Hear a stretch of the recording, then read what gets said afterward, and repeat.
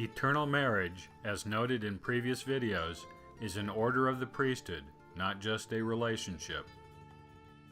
Associated with priesthood offices and orders are moral attributes specific to the priesthood order and station within the church. Not just anyone can be ordained a high priest, for example. Entrance into the church by baptism requires that candidates have certain moral attributes, such as a contrite spirit, humility, a determination to serve Christ, among other attributes.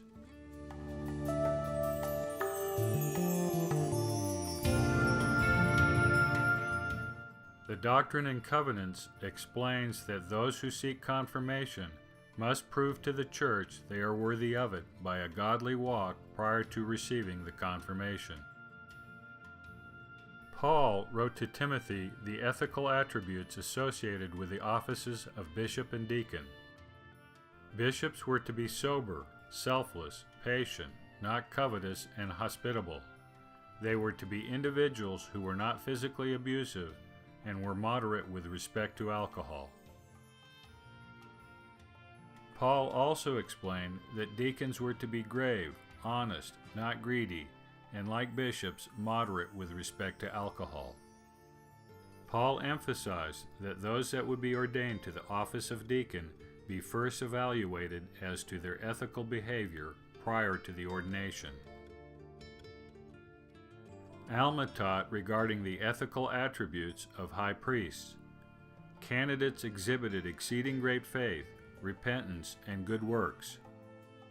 Those thus called were sanctified and could no longer look upon sin except it be with abhorrence. Not just anyone can join the church, only those who obtain certain levels of ethical behavior.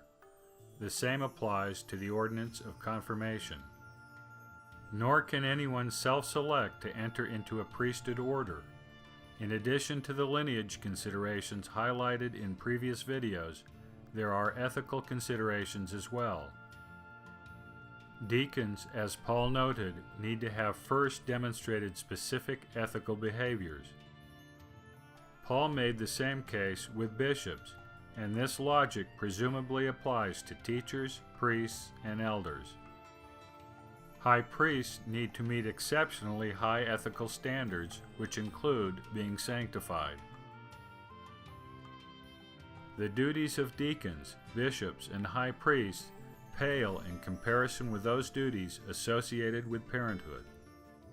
The duties of deacons, bishops, and high priests orbit around the central gospel social structure, the family. It is the parents, not the high priest, that will raise the next generation of heirs to the celestial kingdom.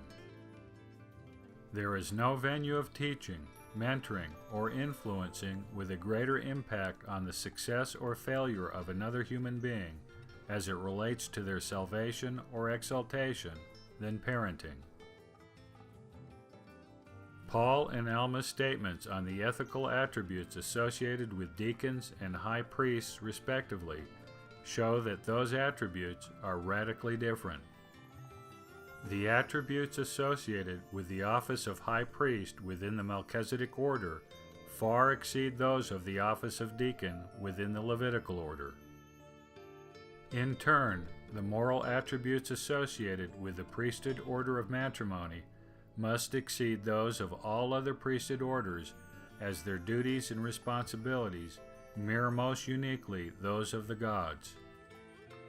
Only those who live after the manner of happiness can and should teach children in an intimate setting how to live after the manner of happiness.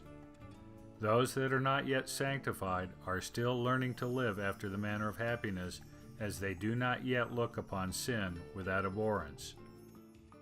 Thus, not just anyone can or should enter the priesthood order of matrimony.